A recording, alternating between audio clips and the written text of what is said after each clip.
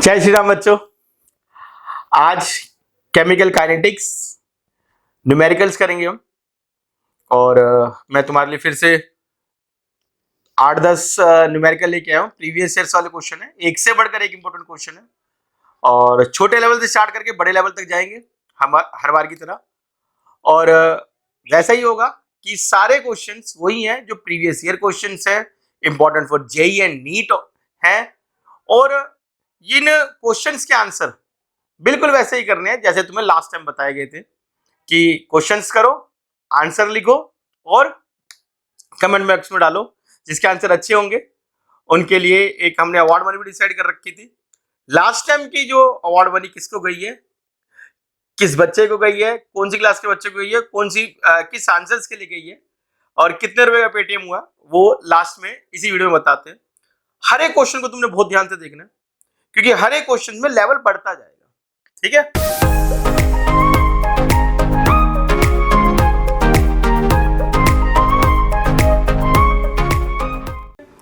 तो मैं पहले क्वेश्चन से स्टार्ट कर रहा हूं। क्वेश्चन नंबर 1 से कहा जा रहा है 2 अमोनिया प्लेटिनम N2 जमा 3s2 rate is equal to के।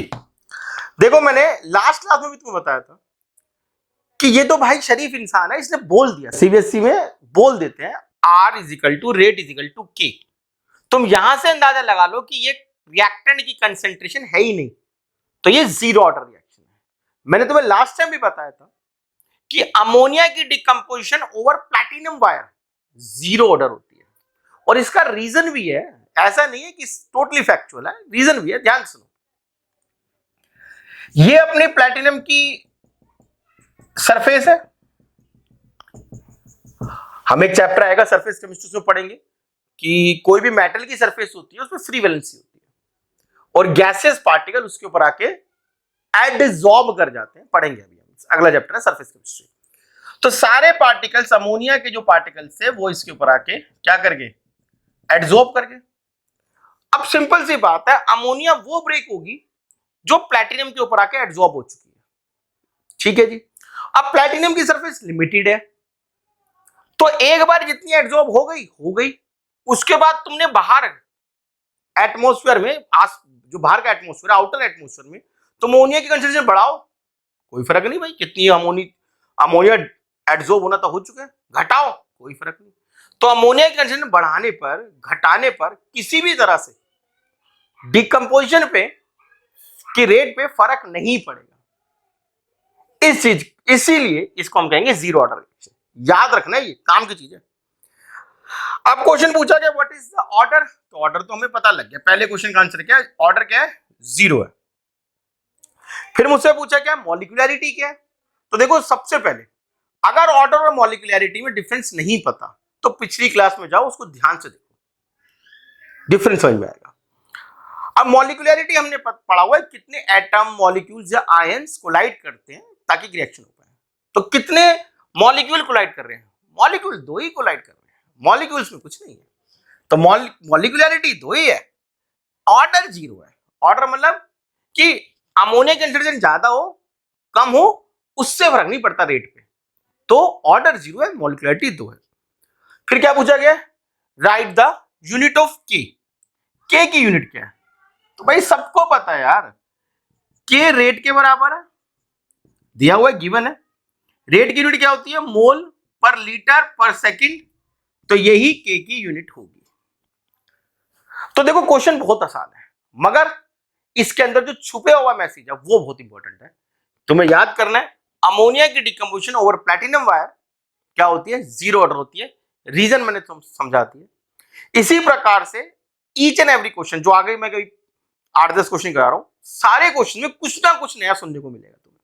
ठीक है, तो आगे चलते हैं। सेकंड क्वेश्चन करा रहा हूं बच्चों, ध्यान दो।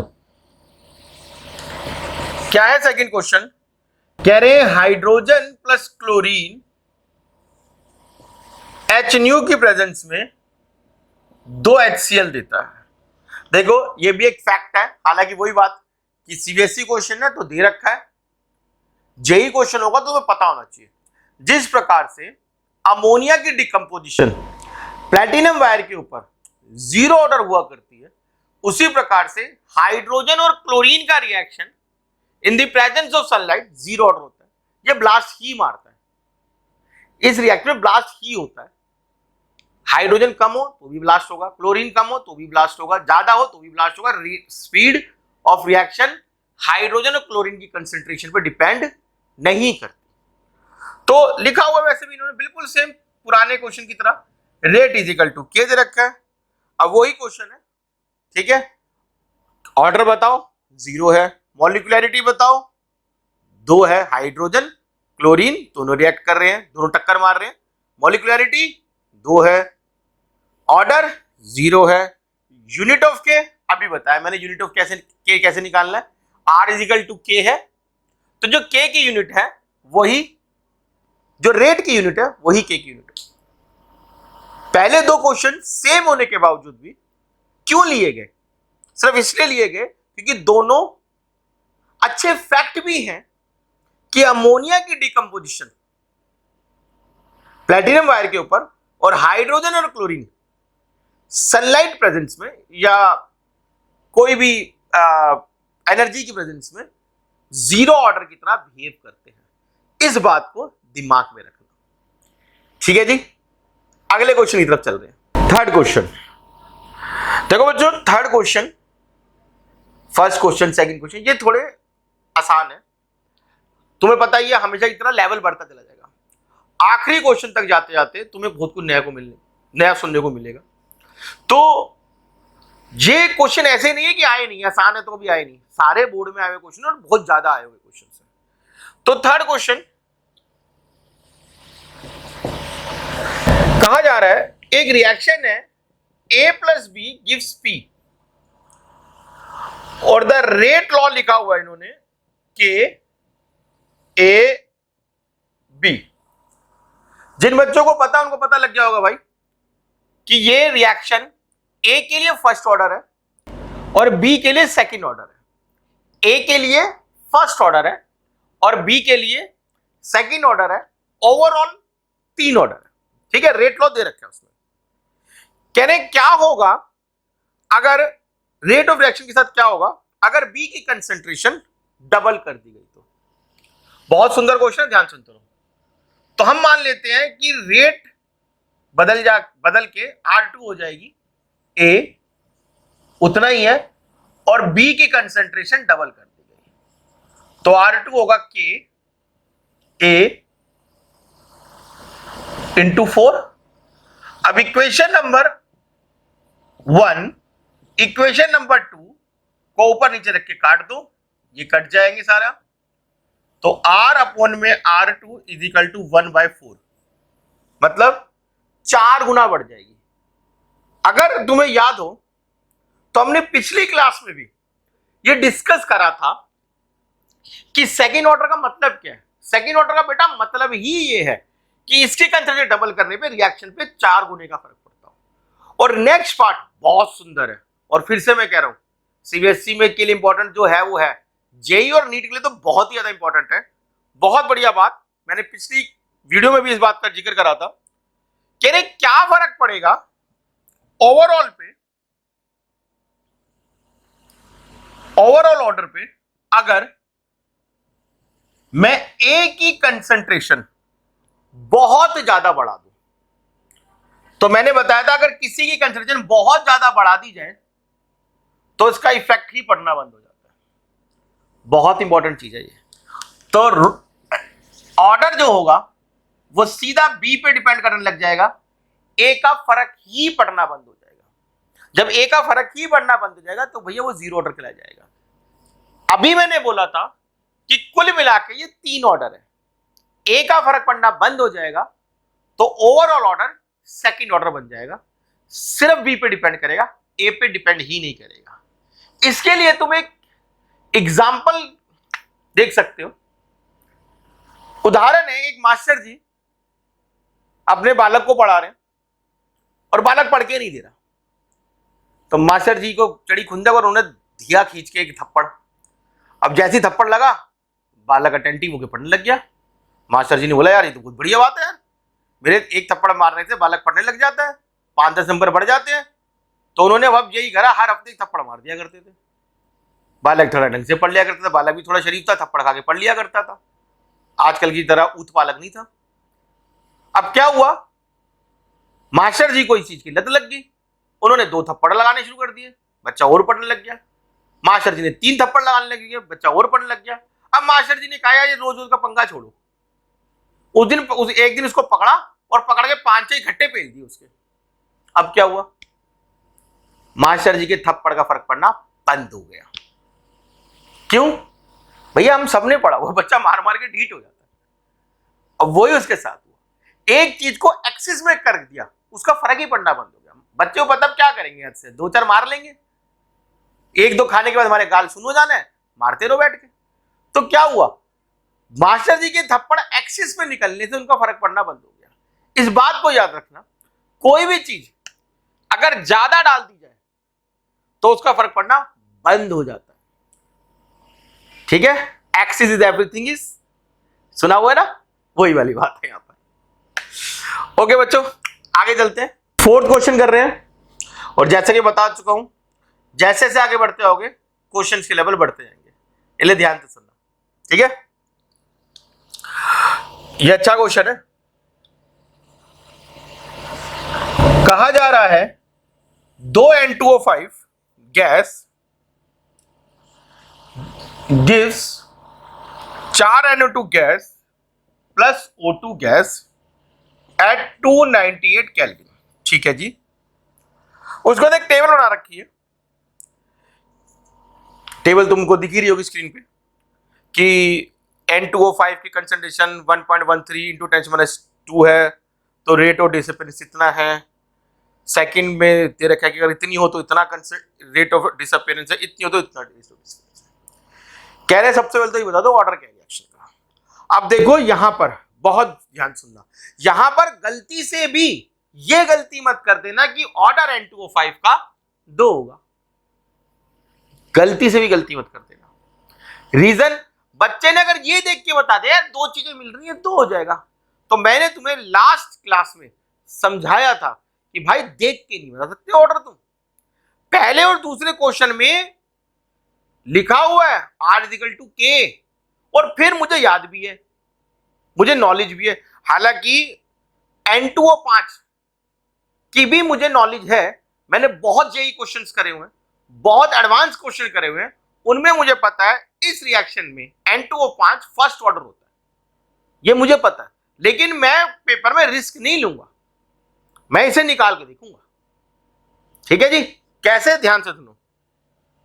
मेरे पास एक ही तरीका है, R = K A⁴n। n क्या है मुझे नहीं पता क्या ऑर्डर है, मैंने n मान लिया, वैल्यू रखते हैं 34 × 10⁻⁻5 के रेट की वैल्यू रखी, और a कितना है, कंसंट्रेशन कितनी है 1.13 × 10⁻² n। उसके बाद क्या करा मैंने, एक्सपेरिमेंट नंबर 1 था, एक्सपेरिमेंट नंबर 3 रख लिया, साथ में तुम 2 रख लो, मुझे कोई मतलब नहीं है, 2 और 3 को कंपेरिजन कर लो, जैसे मर्जी कर लो, तुम्हारी इच्छा है। मुझे थोड़ा लग रहा था कि थोड़ा इजी काट लूंगा मैं इसको, के 0.62 × 10⁻² n। अब इसको ऊपर नीचे रख के काट दो और n की वैल्यू निकालने की कोशिश करना। ठीक है, जहां तक मुझे लग रहा है ये अप्रोक्सीमेटली 2 है, अप्रोक्सीमेटली 2 बोला, पूरा 2 नहीं बोला मैंने, अप्रोक्सीमेटली 2 पे जाएगा। 18 दूनी 36 तो मुझे पता ही है, और ये भी लग रहा है कि अप्रोक्सीमेटली 2 पे जाना चाहिए। लग रहा है भाई 6 दूनी 12 होता है, तो अगर तुम देख रहे हो तो ये 62 है, 60 के आसपास मान लो, तो ये 120 होना चाहिए, 60 दूनी 120 होना चाहिए, तो 2 पे कट रहा है, तो ये है अप्रोक्सीमेटली 2 और ये है अप्रोक्सीमेटली 2n, तो n की पावर 1 आ गई, n = 1 हो गया। ठीक है, तुम एग्जैक्ट कैलकुलेशन करके देख लेना, मुझे पता है ऐसा ही कुछ आना चाहिए। ठीक है जी, देखो हर क्वेश्चन में कुछ ना कुछ विविधता है, तुम्हें सारे क्वेश्चन बहुत ध्यान से देखने, और जिस समय तुम्हारा नेक्स्ट डे यूटी है, प्री बोर्ड है, बोर्ड है, भाई साहब उस समय तो तुम्हें ये सारे क्वेश्चंस आने चाहिए। ये तो वो है कि एटलीस्ट इतना तो आना ही चाहिए, ये वो वाले क्वेश्चंस है। अब कह रहे हैं के की वैल्यू बताओ, तो के की वैल्यू तो हम बता देंगे, ये फर्स्ट कोर्स पार्ट था। सेकंड पार्ट, के की वैल्यू बताओ, तो r इज इक्वल टू के ए की पावर n, r की वैल्यू रख लेते हैं यही कितनी 34 इंटू 10⁵, के मुझे निकालना है, ए कितना है 1.13 इंटू 10⁻², और n की वैल्यू 1 आ चुकी है, इससे के निकाल लेना। के जो निकल आए उसमें फर्स्ट ऑर्डर के हिसाब से यूनिट लगा देना, कमेंट बॉक्स में आंसर डाल देना, और तुम्हें पता ही है जिसके आंसर सही होते हैं जल्दी आते हैं उनको भैया अपना फोन नंबर मेंशन कर देना, पेटीएम आ जाएगा। लास्ट टाइम में किस बंदे को पेटीएम मिला है, किस भाई के पास पेटीएम गया और कितना गया, वो भी तुम्हें इसी वीडियो में बता दूंगा मैं, ठीक है जी। तो अगला क्वेश्चन क्या है, अगला क्वेश्चन है रेट लॉ लिखो, तो रेट लॉ तो मैंने लिख ही दिया, यही रेट लॉ था, r इक्वल टू के a की पावर 1 हो गया, ठीक है जी। तो हर एक क्वेश्चन में कुछ ना कुछ नया है, अगले क्वेश्चन में भी कुछ नया है, आगे करते हैं। तो क्वेश्चन नंबर 5 कर रहे हैं, क्या है, कह रहे हैं 2a plus B give c plus D. एक एक्सपेरिमेंट दे रखा है, एक्सपेरिमेंटल वैल्यू दे रखी है, और मुझे बोला गया है calculate the rate of formation of D when a is 0.5 and b is 0.2।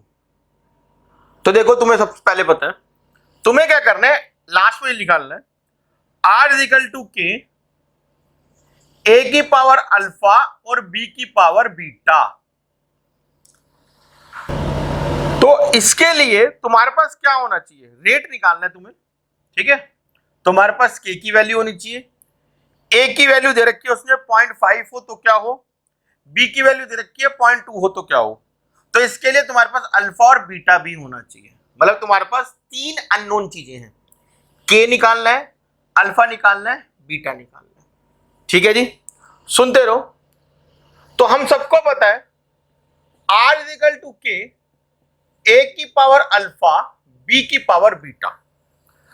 मैं एक्सपेरिमेंट नंबर 1 देख रहा हूं, 6.0 इंटू 10⁻³ के 0.1 की पावर अल्फा 0.1 की power beta.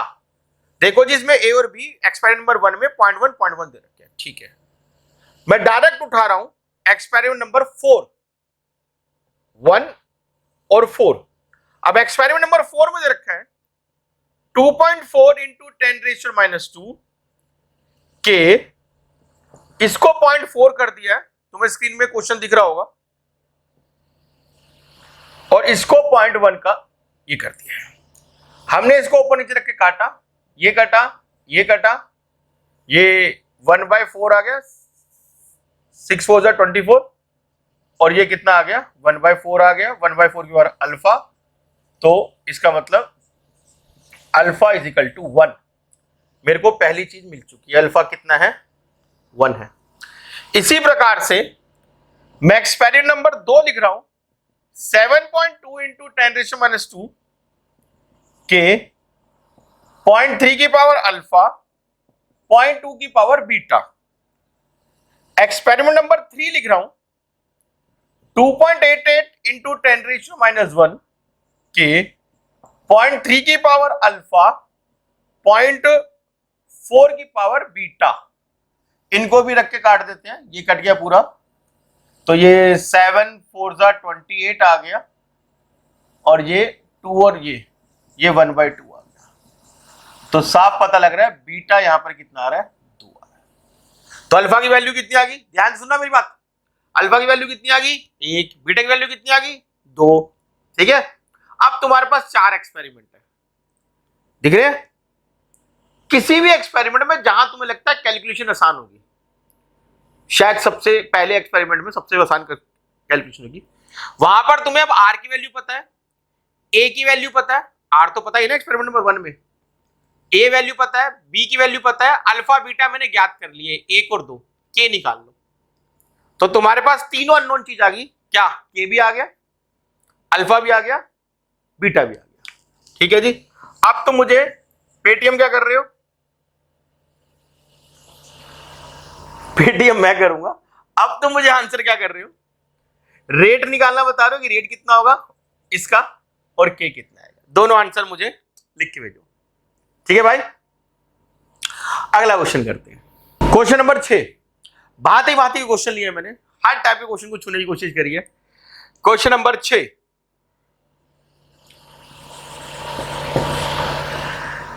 The rate constant के फॉर फर्स्ट ऑर्डर रिएक्शन। देखो बोला गया शरीफ बंदा कह रहे हैं एक फर्स्ट ऑर्डर रिएक्शन का रेट कांस्टेंट है 2.54 इंटू 10⁻³ सेकेंड इनवर्स। भाई ने बोल दिया शरीफ है कि ये फर्स्ट ऑर्डर है, ये ना भी बोलता ना तो मैं इस यूनिट से पता लगाता कि ये फर्स्ट ऑर्डर है। जेई में नहीं बोलते, वो कहते भाई यूनिट देख के लगा लेता जा। ठीक है जी। Calculate its 3/4 life. 3/4 लाइफ मतलब, ध्यान सुनो, 3/4 लाइफ मतलब जब 75% खत्म हो चुका हो, जब 3/4% खत्म हो चुका हो, 1/4% बचा हो। तो फॉर्मूला तुम्हें याद होगा 2.303 T log A naught upon में ए। के की वैल्यू 2.303 टी, यही निकालना है मुझे, टाइम ही निकालना है। लॉग ए नोट क्या होता है, क्या होता है ए नोट, शुरुआत में कितना था, शुरुआत में कितना था जी 100 था, बाद में कितना खर्च कितना हो गया 3/4 खर्च हो गया। कितना खर्च हो गया 75% खर्च हो गया। 100 में से 75 खत्म हो चुके हैं। तो ऊपर क्या लिखते हैं, ऊपर लिखते हैं ए नॉट, दैट इज शुरुआत में कितना था। नीचे क्या लिखते हैं, कितना बचा है, कितना बचा है, कितना रिएक्ट करा, ये नहीं लिखते। तो अगर यहां पर 75% खर्च हो चुका है तो बचा 25%। तो मेरे ख्याल से ये 4 आ जाएगा। तो 2.54 इंटू 10⁻³ 2.33 टी लॉग 4 की वैल्यू होती है 0.6020। सॉल्व करो, टाइम निकालो, सेकंड में आएगा, कमेंट बॉक्स में डालो। आगे चलते हैं, क्वेश्चन नंबर 7 कर रहे हैं। 7th क्वेश्चन देखो, मैं तुम्हें पहले बता देता, जैसे जैसे हम आगे चलते रहेंगे क्वेश्चन का लेवल बढ़ता जाएगा। ठीक है, अच्छा क्वेश्चन, ध्यान से देखना। कह रहे एक फर्स्ट ऑर्डर थर्मल डिकम्पोजिशन हुई है जिसमें C2H5Cl C2H4 HCl में चेंज हुआ है, गैस गैस गैस। और इसका कुछ डाटा भी दे रखा है हमें। डाटा क्या है, कह रहे टाइम सेकंड में है और ये है टोटल प्रेशर एटीएम में। 0 टाइम पे 0.3 एटीएम, 300 सेकंड के बाद 0.5 एटीएम टोटल प्रेशर है ये। ठीक है, calculate the rate constant. First order के लिए बोल ही दिया। अब मेरी बात ध्यान से सुनना। देखो अब तक मैंने जितने क्वेश्चन कराए हैं मैं कह सकता हूं उनमें सबसे इंपॉर्टेंट ये है। ठीक है, ध्यान सुनना। K is equal to 2.303 T log A naught upon में ए। मैं लगा देता, नंबर कटवा लेता, नहीं लगा सकता यहां पर। क्यों नहीं लगा सकता यहां पर भाई, ये कंसंट्रेशन है, हमें प्रेशर दिया गया, क्या करूं फिर मैं। इस तरह के क्वेश्चन को सॉल्व करने के लिए इंस्टेंट तुम्हें एक छोटी सी डेरिवेशन करनी है। ठीक है, और वो derivation question to question differ करेगी, पता लग जाएगा कैसे। ध्यान सुनो, C2H5Cl C2H4 और HCl ठीक है। तो पहले प्रेशर था इनिशियल प्रेशर पीआई, ऐसे बोल लेते हैं 0 0। बाद में क्या हुआ, 300 सेकंड बाद क्या हुआ, 0 सेकंड पे पीआई मान लिया मैंने, 300 सेकंड बाद क्या हुआ, इसमें से कुछ एक्स निकल गया, तो ये एक्स और एक्स बन गया। तो टोटल प्रेशर कितना है, pi minus x plus x plus x, pi minus x plus x plus x, ये टोटल प्रेशर है। भाई इसका कुछ कम हो जाएगा, कुछ इसका प्रेशर बन जाएगा, कुछ इसका प्रेशर बन जाएगा, सारा मिला के टोटल प्रेशर। एक्स एक्स कटा तो total pressure is pi minus x, तो pi plus x, x plus x बचेगा। तो एक्स क्या हुआ, एक्स हुआ total pressure minus pi. Clear है, बड़ी सिंपल सी मैथ चल रही है। अब इस एक्स की वैल्यू को ध्यान दिएगा बहुत ज्यादा, इस एक्स की वैल्यू को यहां रख दो। ये जो एक्स की वैल्यू आई है पीटी माइनस पीआई, इसको यहां रख दो। इससे क्या होगा, पीआई माइनस पीटी पीआई, भाई पीआई तो था ही, या माइनस एक्स क्या रख दिया मैंने, तो क्या बन गया 2pI माइनस पीटी। हाँ ठीक है, मगर मैं क्या करूं, क्या करना है इससे, बहुत ध्यान सुनो। ये जो मेरा फॉर्मूला था ये क्या था, K is equal to 2.303 T log A naught upon में। A नोट क्या होता था, इनिशियल कंसेंट्रेशन, A क्या होता था, जो बची है फाइनल कंसेंट्रेशन। अब यहां कंसेंट्रेशन नहीं है, यहां पर क्या है, प्रेशर। तो A नोट की जगह मैं क्या लिखूं, इनिशियल प्रेशर PI अपॉन में कितना प्रेशर बचा है, फाइनल प्रेशर कितना बचा है, फाइनल प्रेशर बचा था PI माइनस एक्स, यही बचा था ना, PI माइनस एक्स, ठीक। और उसकी वैल्यू मैंने क्या निकाल ली, 2pI माइनस पीटी।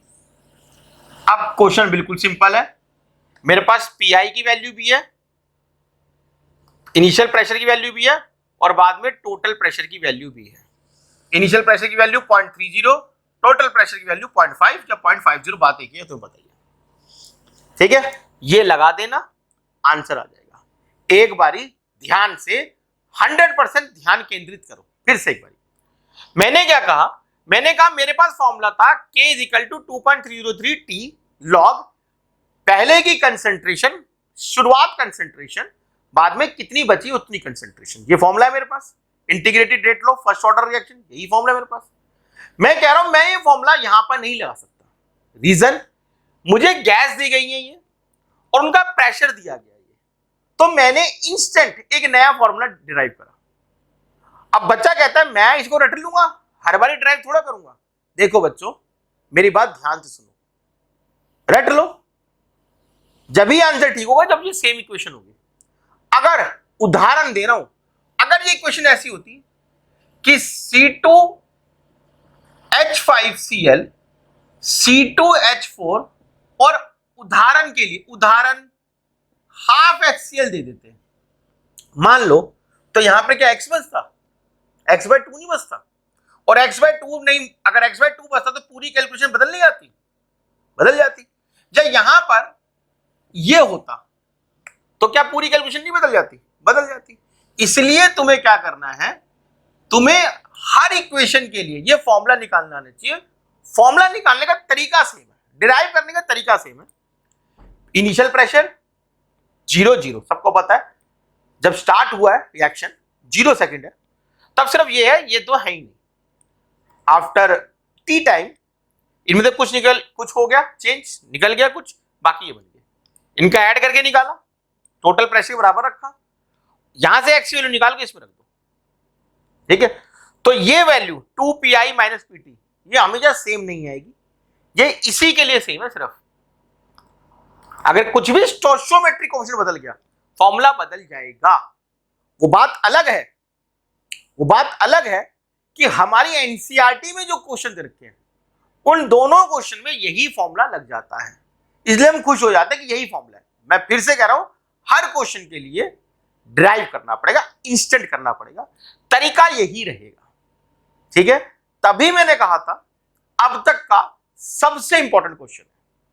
ठीक है बच्चों, आगे चलते हैं, क्वेश्चन नंबर 8 करा रहे हैं, सुनो। The rate constant for first order reaction is 60 second inverse. How much time will it take to reduce the initial concentration of reactant to its 1/10 value? मतलब जितना भी था उसका रिड्यूस टू, मतलब उसका कम होते होते 1/10 वैल्यू रह जाए, इतना कर दो। तो टाइम निकालना है मुझे, हाउ मच टाइम? तो K is equal to 2.303 T log A0, शुरुआत में कितनी कंसेंट्रेशन थी, फाइनल कितनी concentration? K is 60, 2.303 T, time निकालना है, लॉग शुरुआत में कितना था, 1 था, बाद में कितना बचा, कम होते होते 1/10 बचा। अब यहां पर तुम्हारी मैथ से पहले, केमिस्ट्री से पहले इंग्लिश की परीक्षा है, क्या तुम्हें ये पता लगना चाहिए ये क्या बोल रहे हैं। कुछ बच्चे सोचते हैं इसने बोला है कि 1/10 हो जाए, कुछ बच्चे सोचते हैं इसने बोला 1/10 रिएक्ट कर जाए। अगर 1/10 हो गया तो उसने ये लिख दिया, अगर उसको ये लगा कि 1/10 रिएक्ट करना है, रिड्यूस टू 1/10, तो भैया वो क्या करता है, 9/10 लिख देता है। इसलिए क्वेश्चन बहुत ध्यान से पढ़ना है। ठीक है, इसमें लिखा हो how much time will it take to reduce the initial concentration of reactant to its 1/10 value. उसकी कंसेंट्रेशन कम होते होते कितनी हो जाए, 1/10 वैल्यू रह जाए। सॉल्व करो, लॉग 10 आ गया सीधा ऊपर 1 होता है, सॉल्व करो, टाइम निकालो, कमेंट बॉक्स में डालो। 9th क्वेश्चन कर रहे हैं, क्वेश्चन नंबर 9। देखो जी, ये भी बहुत इंपॉर्टेंट क्वेश्चन है, एनसीईआरटी का क्वेश्चन है। ठीक है जी, जानबूझ के रखा गया रिवाइज कराने के लिए। कह रहे हैं SO2Cl2 गैस है, ये चेंज होती है SO2 गैस और Cl2 गैस में। इसमें भी एक्सपेरिमेंट दे रखा है, तुम देख सकते हो, वही टाइम 0 था 0.4, 100 था 0.7, कह रहे हैं वही रेट कांस्टेंट निकाल दो, सेम एज क्वेश्चन नंबर 7। तो यहां पर भी मैं यही कह रहा था, मैं यही जिक्र कर रहा था, क्वेश्चन नंबर 7 के अंदर भी एक चीज 2 चीज में टूट रही थी, क्वेश्चन नंबर 9 में भी एक चीज 2 चीज में टूटी है। तो बच्चों को भ्रम बन जाता है कि यार फॉर्मूला वही है गैस के लिए, मगर फॉर्मूला अलग अलग ड्राइव करना पड़ता है। मैं एक बार दोबारा ड्राइव करके दिखा रहा हूं, ध्यान से देखो। प्रेशर इनिशियल 0 0, प्रेशर इनिशियल में से x गया, x total pressure is equal to P initial minus x plus x plus x, total pressure is equal to P initial minus x plus x plus x, ये कटा तो total pressure is equal to P initial plus x, तो x will be P total minus P initial, ये x की value यहां पर, तो PI minus total pressure PI क्या बना, 2PI माइनस PT।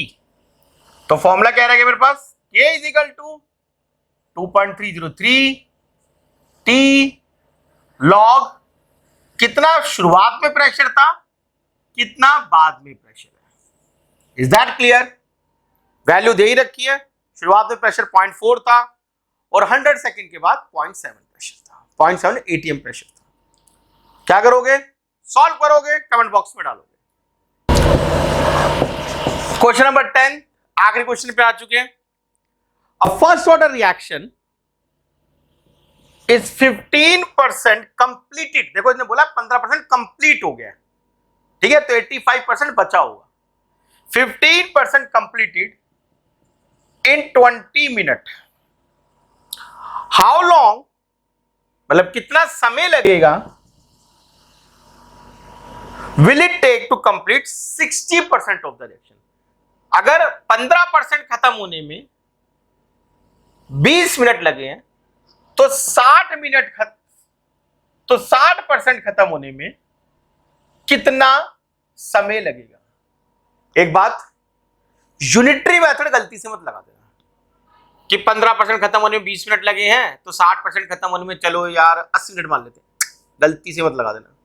क्वेश्चन करते हैं, ध्यान से। k is equal to 2.303 t log a naught upon में a। ठीक है, मैं वो बेवकूफिया नहीं करूंगा जैसे जनरली बच्चे करते हैं, इधर वैल्यू निकाली उधर डाली फिर ये करा फिर वो करा, वहां भी गलती गिरी वहां भी गलती गिरी। मेरे को सिंपल से एक बात पता है, 2.303 कितने मिनट लगे हैं? 20 मिनट लगे हैं। लॉग कितना खत्म होने में? 15% खत्म होने में, तो अपॉन में 85 इज इक्वल टू, भाई ये k के बराबर था ना, तो k तो दोनों का बराबर ही होगा। 2.303 कितना समय लगेगा लॉग 60% खत्म होने में? तो 40 बचेगा। इस दोनों को इक्वेट करके काट दो, t निकालना है। t निकालो, आंसर डालो, फिर देखते हैं तो मुझे कौन विजेता रहता है इस बारी। तो अब समय आ चुका है, पिछली बार की जो न्यूमेरिकल क्लास थी उसके अंदर किस बच्चे ने सबसे जल्दी, सबसे सही, सबसे अच्छे आंसर दिए थे और साथ साथ मेरे व्हाट्सएप नंबर पे सॉल्यूशंस भी करके भेजे। तो वो बच्चा था अपना हार्दिक, उसने मुझे एक नंबर भेजा था 9871 कर कुछ करके। तो हमने बोला था भाई जिसके सबसे बढ़िया आंसर्स होंगे जल्दी आएंगे न्यूमेरिकल्स में, हम उसको एक पेटीएम करेंगे 1000 रुपीज़ का। तो ये पेटीएम 1000 रुपीज़।